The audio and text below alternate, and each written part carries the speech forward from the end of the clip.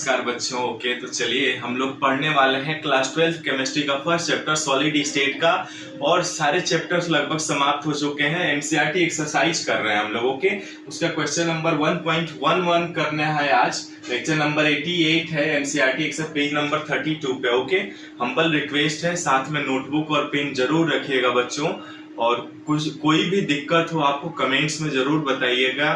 यहाँ पे इस चैनल पे क्विक रिप्लाई और क्विक रिस्पांस मिलेंगे आपको, ये फेथ रहेगा आप सब पे। ओके, चलिए फिर स्टार्ट करते हैं और हल करते हैं। ओके, और जो भी बच्चे नए हैं ना, प्लीज चैनल को सब्सक्राइब, लाइक और शेयर कर लीजिए। ओके, और साथ में एकांत जगह बैठ करके पढ़िएगा बच्चों, ठीक है। चलिए, कह रहा है चांदी का क्रिस्टलीकरण एफसीसी जालक में होता है।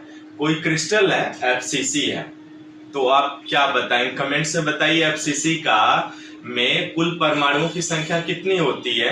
टोटल एटम्स इन एफसीसी में कितने होते हैं बताइए जल्दी। ओके, कमेंट्स में।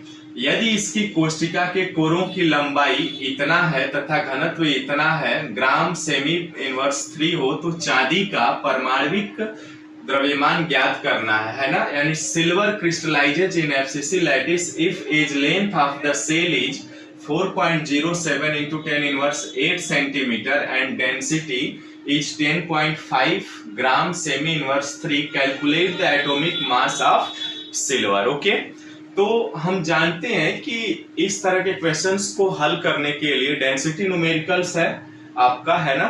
तो डेंसिटी का फार्मूला हम लोग जानते हैं, कमेंट्स में बताइए। Okay, rho is equal to क्या होता है, Z into mass divided by volume into आपका आ जाएगा। चलिए हल करते हैं, और हल करने से पहले मैं बताना चाहूंगा आप लोगों को एफसीसी में जेड है ना।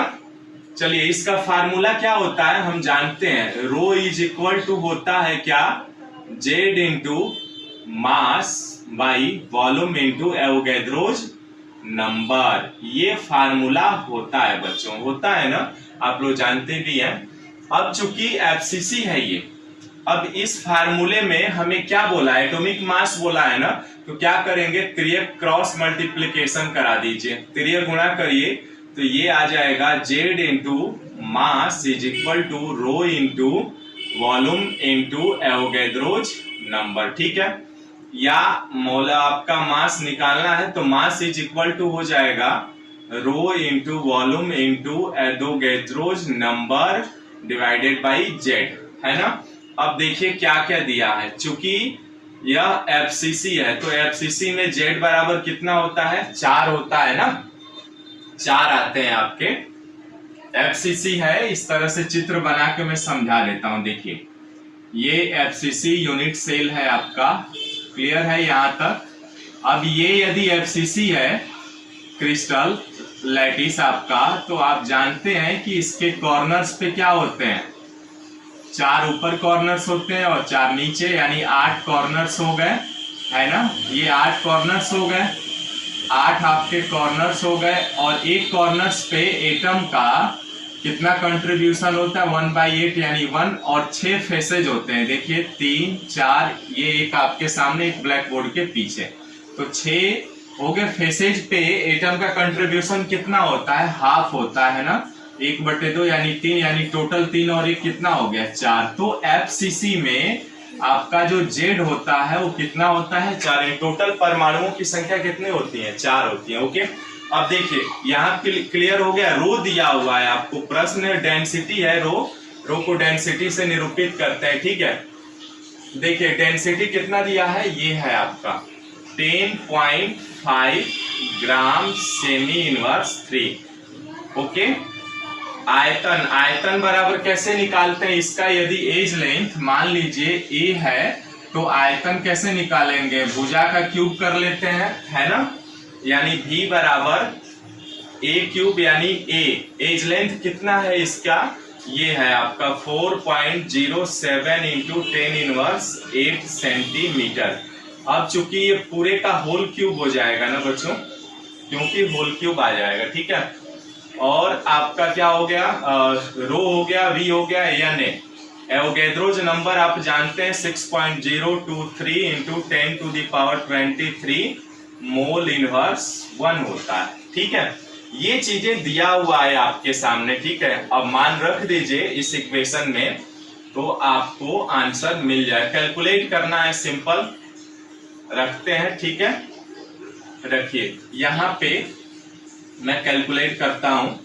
m बराबर कितना हो जाए, रो का मान कितना बच्चों 10.5 गुणे 10.5 गुणे आयतन कितना है, आयतन ये आ जाएगा 4.07 गुणे 10⁻8 का होल क्यूब। ठीक है, एवोगैड्रोज नंबर इतना है 6.023 गुणे 10⁻23 डिवाइडेड बाई जेड है ना, तो जेड का वैल्यू कितना है 4।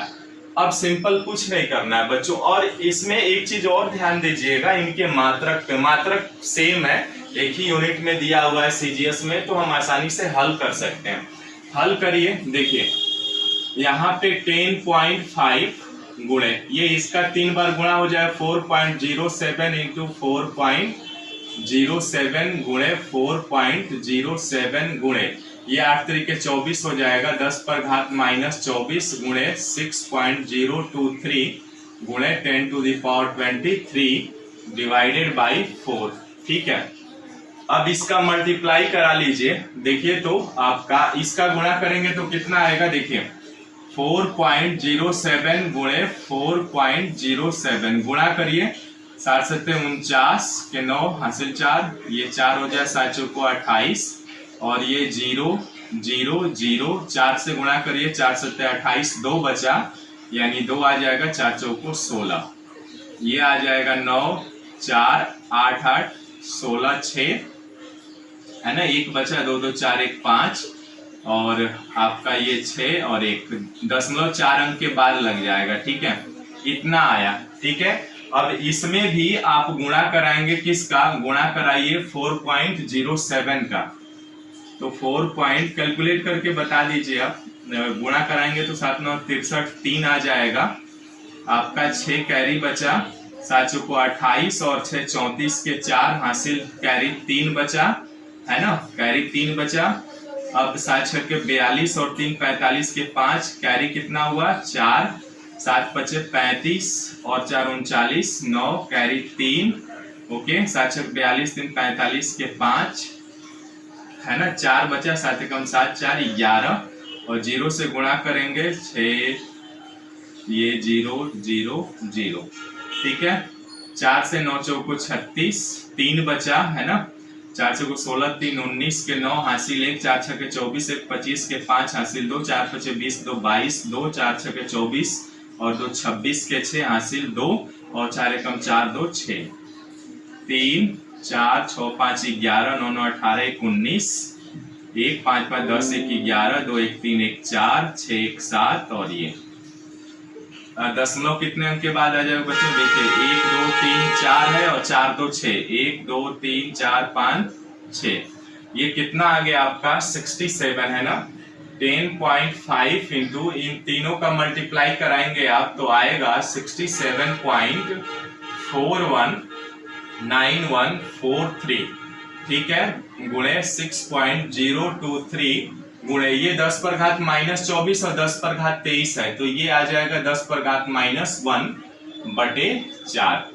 अब देखिए 10 पर घात यहाँ पे आपका क्या है -1 है ना, तो -1 है तो 10 को नीचे भेज देते हैं, ये 40 हो जाएगा। ठीक है, यानी 10.5 गुणे 67.419143 गुणे 6.023 डिवाइडेड बाई 40। ठीक है, अब ये ना आपका जब ये भाग देंगे आप 40 से गुणा करके भाग देंगे ना, तो ये आएगा 107 के आसपास। ठीक है, मास आएगा आपका, एटॉमिक मास है ना। तो इस तरह से आप ये क्वेश्चंस को हल कर सकते हैं। आंसर एक बार मिला लीजिए, कितना आया है, ग्राम प्रति मोल ही आया है आपका, आएगा 107.14 ग्राम प्रति मोल। ठीक है, ये आंसर आ जाएगा आपको, कैलकुलेट कर लीजिएगा, सिंपल है। ठीक है, अब यहाँ पे जब ये आपका आप कैलकुलेट कर लिए ना, देखिए सिंपल है, आपको कुछ नहीं करना है, क्वेश्चंस को पढ़ना है और डेंसिटी न्यूमेरिकल जैसे हम लोग थ्योरी क्लासेज में कर चुके हैं ना, वैसे ही आप यहाँ पे कैलकुलेट कर सकते हैं बच्चों। ठीक है, तो इस तरह से ये आपका क्वेश्चन कंप्लीट होता है बच्चों, और ये क्वेश्चन कंप्लीट होते ही आप हल कर सकते हैं। मिलते हैं फिर नेक्स्ट वीडियो में नए क्वेश्चंस के साथ अपने।